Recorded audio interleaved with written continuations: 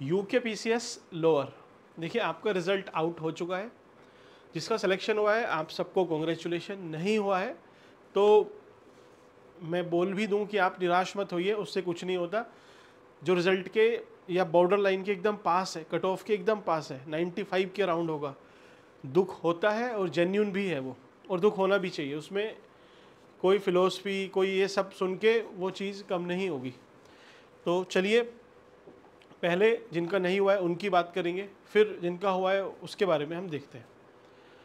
देखिए जिसका भी नहीं हुआ है तो उसके पहले चलिए मैं अपनी अकाउंटेबिलिटी की बात करता हूँ, ये सब अभी बात करते हैं। जब आपका लोअर का एग्ज़ाम हुआ था उसके जस्ट 1 ही घंटे बाद मैंने वीडियो बनाया था, ठीक है। बहुत क्रिटिसिज्म इस पे आया था और उसमें जो कट ऑफ मैंने बोली थी वो 107, और प्लस माइनस तो आदमी बोलता ही है कि 2 या 4 नंबर, ये उस टाइम की है, ठीक। एग्ज़ाम से 1 घंटे बाद की जो फर्स्ट एकदम लगा था वो यही था। उस पर बहुत क्रिटिसिज्म भी आया, आई एक्सेप्टेड, उसमें कोई ऐसी बड़ी बात नहीं है। मैं अभी भी आपका कट ऑफ अराउंड 102 गया है, ठीक, 101 है, लेकिन उसके बाद भी मैं इसको एक्सेप्ट करता हूँ। पहली चीज़ ये उस टाइम पे फॉल्ट कह लीजिए या फिर एग्जामिनेशन हॉल से निकलने का जो भी कम बच्चों का इनपुट आया उसके बेस पे ये था, ठीक। उसके बाद मैंने रिवाइज भी किया, लेकिन वो फिर वीडियो मैंने देखिए 107 प्लस माइनस 2 मतलब 105 भी बोल सकते हो आप, और 109 भी, ठीक है, ये रेंज थी। I accepted. कुछ अब मैं चाहूँ तो उस वीडियो को प्राइवेट भी करके ये सब वो चीज़ें, लेकिन फालतू की हैं, पहले अपनी अकाउंटेबिलिटी लेनी चाहिए। अब जिसके अभी जो कट ऑफ जिसने क्लियर की है, बहुत बच्चे ऐसे होंगे जिनके 102 भी होंगे, 103 भी होंगे, लेकिन उनका नहीं हुआ।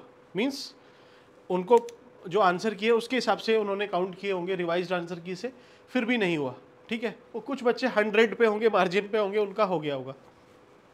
तो आपको एश्योरिटी हो ही नहीं सकती।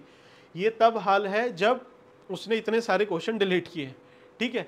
तो 105 वाला भी हो सकता है या 109 वाला भी हो सकता है कि उसका नहीं हुआ हो, और हो सकता है किसी 98 वाले का भी हो गया हो। तो ये आपकी एक मेहनत, सर्टेन लेवल की मेहनत तो है, उसके बाद आपका लक और जो आयोग का फेलियर है उस पर भी डिपेंड करता है। पूरा ब्लेम खुद को लेना कि हाँ ठीक है आपने प्रिपरेशन की, आपकी प्रिपरेशन में कमी रही होगी, एक सर्टेन लेवल तक वो जिम्मेदार है। मीन्स आप अगर सपोज इसमें बिलो 80 चले जाते हो, ठीक है, 80 85, तब चलिए आप अगर जनरल कैटेगरी से हो और 80 से नीचे जा रहे हो, 80 से नीचे, तब फिर ठीक है, उसमें ज़्यादा फॉल्ट आपका है। आप अगर 90 प्लस स्कोर कर रहे हो, 95 के आसपास पहुंच रहे हो, तो फिर आपका उतना फिर इसमें दोष नहीं है। वो तो आयोग से ही क्वेश्चन सही नहीं बन रहे हैं, तो आप उसके सही आंसर कैसे दे पाओगे।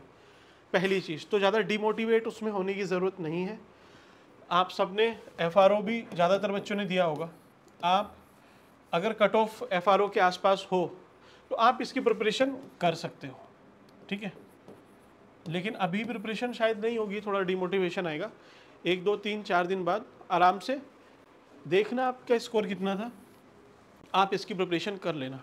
देन जो जिन्होंने इसकी क्वालिफिकेशन नहीं थी जिनके पास, उन्होंने अपर का दिया होगा, जो अपर में भी मार्जिन पे है। देखिए मैं आपसे कट ऑफ अगर बोलता हूँ तो मैं 90 ही बोल सकता हूँ कि 90 के अराउंड यूके पीसीएस 2025 की प्री की कट ऑफ पॉसिबिलिटी है, ठीक। लेकिन फिर वही बात है, बात फिर वही है, सेम है कि वो मैंने आपसे बोला है कि 85 प्लस वाले प्रिपरेशन करो। क्यों? पता नहीं वो कौन से क्वेश्चन डिलीट करके आपको बेनिफिट देंगे, बैकफायर करेंगे, वो अब आपके हाथ में नहीं है। तो इतने स्कोर से आप स्टार्ट कर देना, कोई इशू नहीं है, ठीक है। अपर वाला जिनके दोनों नहीं हुए हैं, अभी कोई एग्ज़ाम भी नहीं है, उसको क्या करना है? तो इन दोनों एग्ज़ाम से बढ़िया सच बताऊं तो एक एग्ज़ाम है ईपीएफओ का।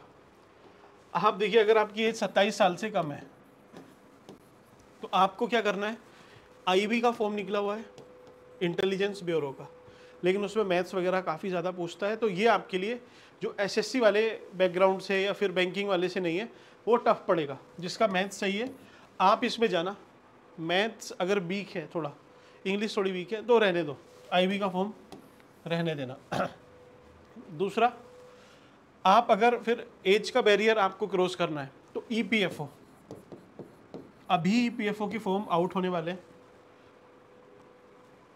मींस इसका लिंक आने वाला है, वैसे तो अप्लाई होना कुछ दिन में स्टार्ट हो जाएगा। ये वैकेंसी है, एग्ज़ाम इसका लगभग आपका एक्सपेक्टेड है 30 नवंबर के आसपास। ये एक रिजर्व डेट है जो खाली पड़ी हुई है यूपीएससी की, तो 30 नवंबर आपके पास 2-3-4 महीने हैं। आप इस पे तैयार करो, बहुत अच्छे से करो। मैं भी इसमें थोड़ा सा कोशिश करूँगा कि आपको ज़्यादा से हेल्प कर पाऊँ, क्योंकि मैंने इसके पहले दिया था एक बार एग्ज़ाम, ये उसके बाद नहीं दिया, लेकिन हाँ एग्ज़ाम ये डुएबल है। आप सही से, मीन्स सही से सब कुछ पढ़ोगे तो नहीं होगा, सही से अगर आप प्रिपेयर करोगे तो इसके चांस बहुत अच्छे हैं। तो आप ये कर सकते हो, ठीक है। आपका अपर एफआरओ वो भी नहीं है तो इस पे फोकस करो। होपफुली आप चीज़ें समझ रहे होंगे, आपको एटलीस्ट कुछ ना कुछ काम जरूर आएंगी, ठीक। बाकी आप जिनका अब नहीं हुआ है आप यहीं पे क्लोज कर देना, कोई इशू नहीं है। या फिर आपको अपर देना है तो उसके बाद इस वीडियो को देखना। जिसका एग्ज़ाम में सिलेक्शन हुआ है लोअर, ज़्यादा खुश होने की बात नहीं है, बस आज ही खुश रहना, कल को वैसे भी आपकी खुशी कम हो जाएगी। क्यों, खुद ऑब्जर्व करना, या फिर जब से रिजल्ट आया होगा जैसे आपने देखा तो बहुत खुशी हुई, अभी थोड़ी सी कम है। शाम होते होते 8-9 बजे सिलेबस जब देखोगे, सारी चीज़ें देखोगे तो और कम हो जाएगी, और कल तो खुशी कम टेंशन बढ़ जाएगी। देखना, नहीं तो आप सुबह ही इस वीडियो को फिर से देखना, तब आपको समझ में आएगी।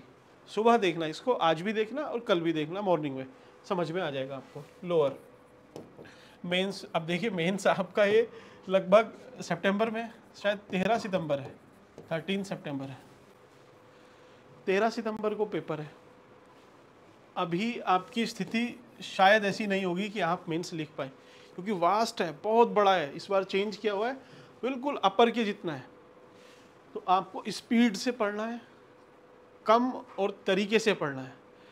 फिर आंसर राइटिंग भी है, प्रैक्टिस तो फिर भूल ही जाओ, पहले आंसर राइटिंग उतनी तो हो जाए कम से कम।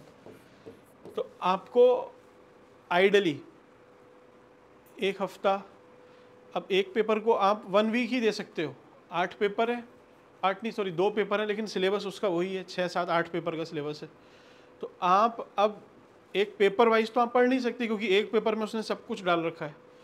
तो सही रहेगा आपके लिए कि आप टॉपिक वाइज पढ़ो, एक एक टॉपिक पर पेपर आप पूरे करते चलो, और अकॉर्डिंगली अपना प्लान बनाओ। अब से लेके पूरी अगस्त का प्लान आपको टिप्स पे ऐसे याद होना चाहिए। वो अगर याद नहीं हुआ तो आप वेस्ट है, इसमें होना फिर वेस्ट चला जाएगा आपका। गोल्डन अपॉर्चुनिटी है, मत छोड़ो, बहुत मुश्किल से चांस मिलता है। कुछ का तो इस बार तुक्के में ही हो गया होगा, कुछ का सीरियसली हुआ है, तो इसको नहीं छोड़ना है। जब मिली है अपॉर्चुनिटी तो नेल्ड इट। इसमें अच्छा हम आपकी क्या हेल्प कर सकते हैं, तो हमने तो इसके पहले से ही स्टार्ट किया हुआ है आपका एथिक्स, उसमें पूरा हो चुका है, ठीक है। जीएस का 1 मीन्स आपकी history, polity, sorry history, then आपका ज्योग्राफी, आज सोसाइटी हो जाएगी, देन वर्ल्ड हिस्ट्री कल और परसों 2 दिन में, तो आपका ये पूरा हो जाएगा। फिर ऐसे ही next week polity, then economy, और फिर उत्तराखंड स्पेशल। तो ये पूरा आपका स्केड्यूल है। आप हमसे जुड़ना चाहें तो डिस्क्रिप्शन में आपके लिए पिन कर देंगे पूरा जो भी पैम्पलेट है, आप उससे जुड़ सकते हो, या फिर टेलीग्राम पे आप ज्वाइन करके हमें डीएम कर सकते हैं। बाकी चलिए मिलते हैं आपसे नेक्स्ट, आज की जो क्लास है सोसाइटी की, ठीक है, सोसाइटी में मिलते हैं। Thank you.